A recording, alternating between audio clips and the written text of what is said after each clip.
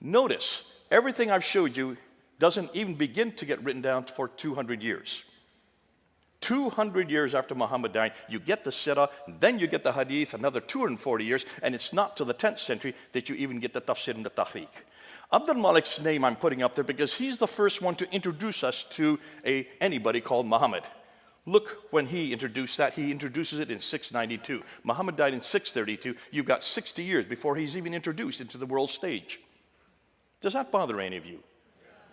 But the Muhammad we're going to talk about, the Muhammad of Islam, that Muhammad was introduced by these people, the Abbasids. And they do so, they come to power in 749. The Muhammad that we look at is all their invention.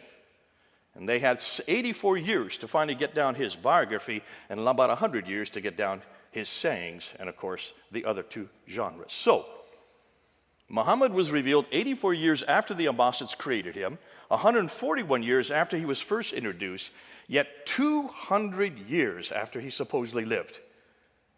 These are all too late. Now, on top of that, let's take a look at the people that introduced him. Look where they lived. Everything we've been told, they say, happens in Mecca, Medina. That's the Hijaz. That's the central part of Arabia. Those two green circles. Yet all of the writers of those traditions worked in Baghdad, which is 1,200 miles too far to the north. You have Ibn Hisham, who was born in Basra. He grew up in Cairo, but he did his work in Baghdad. Cairo is over 990 miles from Mecca. Basra is 1,200 miles from Mecca. You have Al-Bukhari, who writes the Hadith. He is from Bukhara, which is Uzbekistan. That's 2,600 miles away. Al-Tabari, who wrote the Tafsir and the Tahriq. He comes from Tabaristan, northern Iran. That's 1,700 miles away. None of the traditional writers lived or worked in Mecca or Medina. They were all too far to the north of Mecca and came from the west and east of Baghdad. All of these northern areas is where the Abbasids originated from. Are you starting to get the picture? There's a problem here. Everything we know about the man Muhammad, everything we know about the Quran, everything we know about Mecca comes from 200 to 300 years later and hundreds of miles further north. Too late and too far away. 29 to 57 years, all of Christ's Hadith, Sirah, Tafsir, and Tahriq have been put together. All of the New Testament writers lived in the same place Jesus lived, and they either knew him personally like John and Matthew did, or they got the material from others who saw what he did and heard what he said, like Mark and Luke. You do a comparative between these two.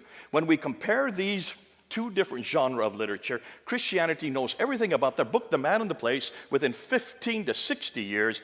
Islam has to wait 200 to 300 years. Which do you think is more authoritative? Nothing has been written that was written by this man in the 9th century. So where did this book, this is the book you all have to read. If any of you do any study on Muhammad, you have to read The Life of Muhammad written by Alfred Guillaume.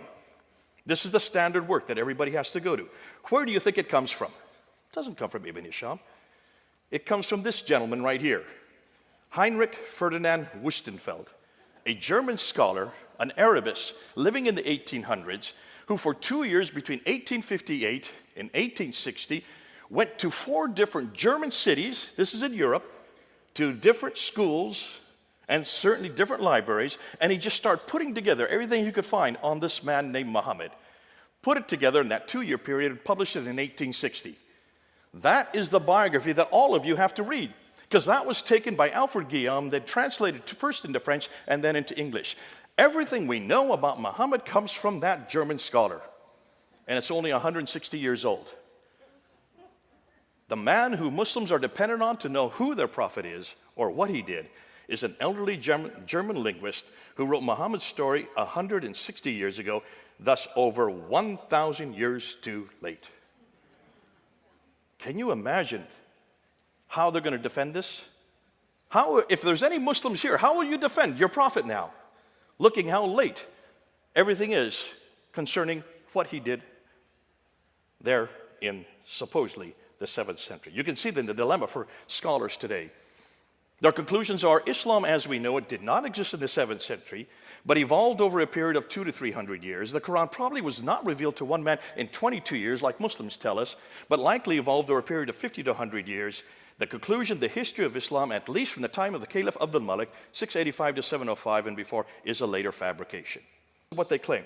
According to the traditions, according to the standard Islamic narrative, Mecca is where Adam and Eve are thrown down to. In chapter 7, verse 24 in the Quran, they're thrown out of the Garden of Eden down to Mecca. So obviously, this is the oldest city in history, right? You have to have people to have a city. And there's no one before Adam and Eve. So it's obviously the oldest city in history. It's where Abraham lived according to chapter 21 of the Quran, verse 51 to 71. That's 1900 BC, therefore it had to have existed then. Sorry, let's go back. It's also the center of trade, north, south, east, and west. So it should be one of the best known and best documented places in history. Now, it's also, according to the Quran, the center of history. But here's the problem. Open up the Quran and see if you can find that word Mecca in it. You'll only find it one time, in chapter 48, verse 24. So it's not a book, it's not a place that's referred to very often, except for once. It's the place of the prophet. So let's look and see what it says about the place of the prophet in the Quran. Well, that's the mother of all settlements, according to chapter 6. It's where Adam and Eve were cast to, according to chapter 7. It's where Abraham lived, according to chapter 21. It's where Muhammad was born. And it was also where Mecca became the center of the Qibla, the direction of prayer, according to chapter 2. Now, the above imply people have lived there from the very beginning. Yet the only reference we can find is chapter 48, 24. If it's such an important place, why is there only one reference? If you look at the traditions, which are written much later, they're written in the 9th and 10th century, Mecca now does exist. That's not a problem. But take a look at where it places it. Notice what the traditions say. This place of the prophet, which is Mecca, is in a valley and has a parallel valley. It has streams. It has ruins of a pillar of salt right outside it. It has fields and trees and grass and fruit and clay and loam and olive trees. Folks, that looks like it's pretty verdant. Am I correct? Lots of vegetation, lots of water. Look at Mecca. There's no streams. There's none of these in Mecca, and there never has been. Historically, it's never had water. So obviously, whatever the traditions are referring to, it's not the Mecca we know today. When you look and unpack the Quran, you look at it, you will notice that an awful lot of it refers to geographical locations, 65 geographical references, but only 9 places are named. And over again, it refers to these people from Ad. 23 times these people from Ad, that's the biblical Uz. 24 times the people from Thamud, that would be the Nabateans. That's 7 times the people from Midian, they're the Midianites. But take a look at the map and see where they're all placed. They're up in Jordan. Mecca is at the very bottom of the map. Do you see it down there? There's 600 miles. If this prophet were having daily contact with these people from Ad, Thamud, and Midian, he'd have to have a helicopter or a jet to get up and back in 1,200 miles in just one day. They didn't have helicopters back then. Can you see a problem, folks? Obviously, whoever this prophet is who's having this relationship with all these people either had to live up there or this is nothing more than fiction. But I'm not going to shut it down. Dr. Patricia Corona shut this down. This woman, Danish, read and wrote 15 archaic languages. How many of you could read and write 15 archaic languages? Probably the greatest scholar of her day. She just died a number of years ago. She was my authority. She was the one that helped me when I started my doctorate there in United Kingdom. And she looked at this map and she saw 2 problems. Let's see if you see the same 2 problems. This is the first one. She said, hold on a minute. If you're taking all the goods off in Aden and you're going up along what we call the Western Plateau where the oases are, you'd have to go up to Taif. And then from Taif, you have to go down to Mecca, 3,000 feet, and then from Mecca, you've got to go back up to Yathrib, and then from Yathrib on up to Tabuk, Khaybar, and then on up to Gaza in the north. Do you see a detour there? Can you see the detour?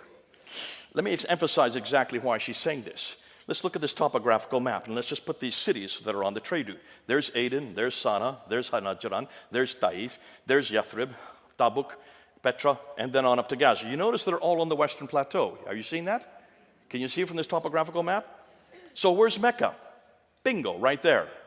3,000 feet down from Taif. Let me give you another map. Here's another one, a topographical line map. There's Aden, there's Sana, there's Najran, there's Taif. Now you can see Yathrib. There's Tabuk, Petra, and Gaza. So where's Mecca? Bingo. Now can you see? It's way off the Western Plateau. It had no water. Why would you go from Taif down 3,000 feet to a city or a place that had no water and no food for your camels, and then come back up 3,000 feet to get up to Yathrib? So that was the first problem. But here's the second problem. She said, why in the world would they even get their material off in Aden and go 1,250 miles by land when they have a waterway on the left? Why wouldn't you just stay on ship? Even today, look how all our goods are sent all over the world. They're sent by ship, are they not? It's the cheapest way to send anything. And you've got the Red Sea there on the left. So why didn't they go on the Red Sea? Now, she's clever because she reads and writes 15 languages. She went back to all the trading documents from the 2nd, 3rd, 4th, 5th, 6th, all the way up to the 7th century, something no Muslim has ever done. And she wrote a book called Meccan Trade and the Rise of Islam in 1987 and got death threats because of what she found. This is what she found. She said, when you go and watch the trade, it comes across the Arabian Sea over to Aden. Yeah, it did stop in Aden. They would get provisions there. But it did stop there. They wouldn't take off any goods there. They would go up into the Red Sea. They would go to Agilis, and she found Agilis over and over again.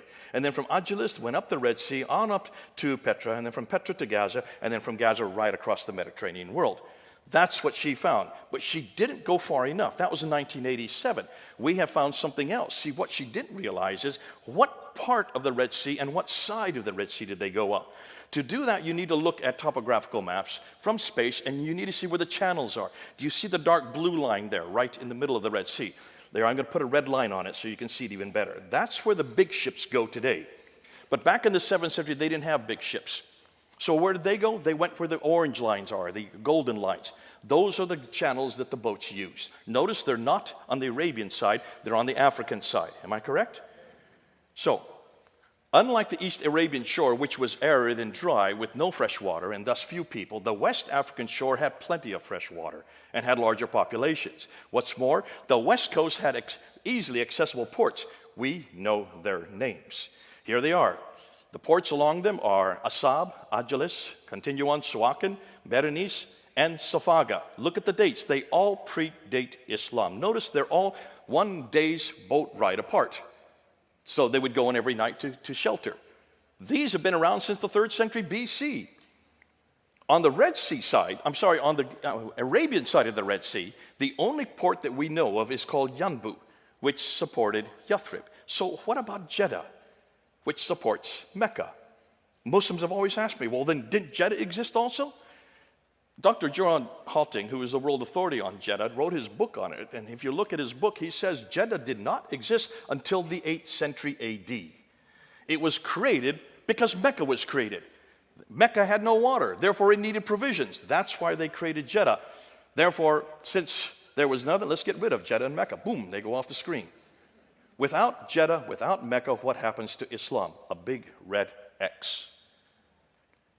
Well then, what about the civilizations? Maybe they knew about this place. So let's ask, and Dr. Patricia Conan went around, she asked this question. If Mecca was the oldest city in the history of mankind, someone somewhere should have heard of it. So she went and she looked at all the empires to see what they said. Now remember, she reads and writes 15 languages. So she read everything in its original tongue. The Assyrians, she found nothing about Mecca. The Babylonians, they knew nothing about Mecca. The Roman Empire knew nothing about Mecca. Neither did the Persians. What about those closer to it? Much closer, like the Nabateans. They knew nothing about Mecca. And the Sabaeans knew nothing, and neither did the Himyarites, or the Azdis, or the Kindas, or the Kedarites. None of these people, including the Nubians right across the Red Sea, none of them had heard of Mecca. Not one word.